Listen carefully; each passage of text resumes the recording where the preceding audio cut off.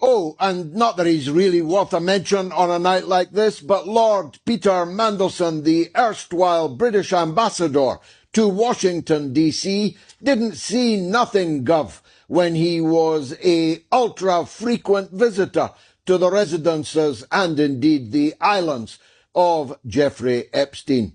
He kept young girls away from me, needlessly, said Lord Mandelson, because I'm gay, even though photographs exist of Peter Mandelson and Jeffrey Epstein in the close company of the said nubile, underclad young ladies. But there are far more important issues to discuss this evening.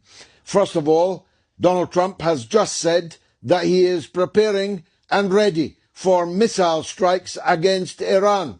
He simply can't stand to see the treatment of violent protesters in the streets of Tehran, you see.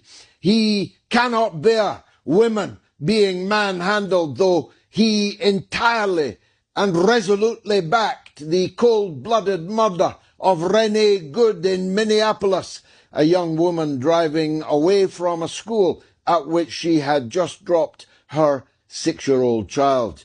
He was perfectly happy to see Renee have 3 bullets pumped into her face by an ICE agent from a force which is now an occupation force in the United States of America, a personal Gestapo, a personal brown shirt army, beholden to Donald Trump rather than the United States, and definitely not beholden to its constitution. He's going to start firing missiles at Iran, which will be the start of a very big war. Bigly, Donald, do you understand? Because I'll coin a phrase, Iran is locked and ready to fight your satraps in the area and to fight your bastard child of Israel. So that's the first of tonight's topics, but there are so many more.